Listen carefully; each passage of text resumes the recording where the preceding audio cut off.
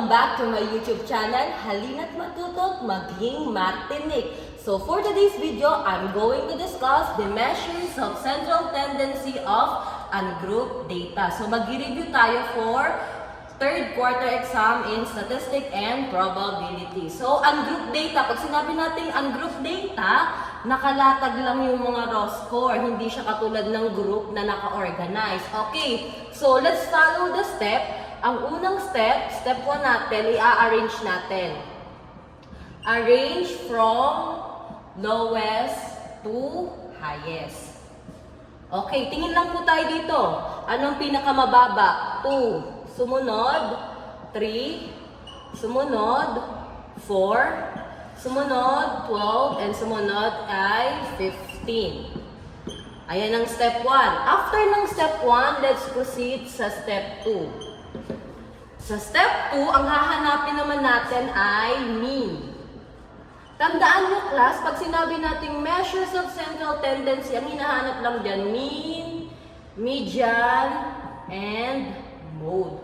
Ma'am, bakit pa natin ginawa yung step 1? Kaya natin ginawa yung step 1 kasi kailangan siya sa median. Okay, balik tayo sa step 2, sa mean. Ang formula ng mean is equal to summation of x over n.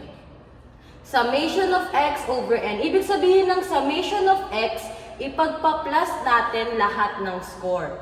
Okay, o tingnan, gamit tayo ng scientific calculator. Ipagpa-plus natin, sabi dito, 2 plus 3 plus 4 plus 12 and plus 15 equals. So what is the answer? Ilagay natin, 36. Tapos, divided by n. Pag sinabi nating n, kung ilan yung score, o ilan ba sila? 1, 2, 3, 4, 5. So, 36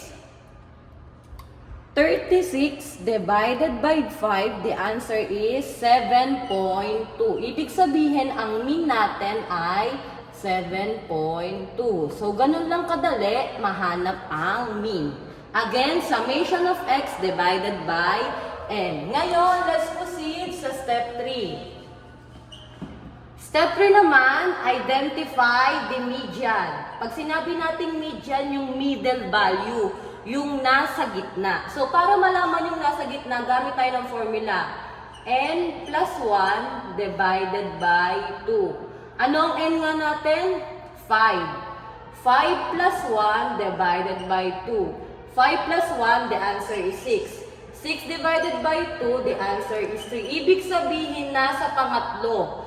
Nasa third place nakapwesto ang median natin. So, balik tayo dito sa naka-arrange. 1, 2, 3. Ibig sabihin, ang median natin ay 4.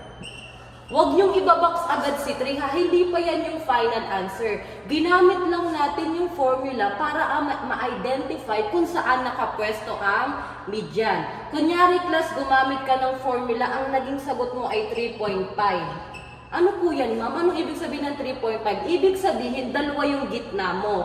Ang gitna mo ay yung pang third at saka yung pang fourth.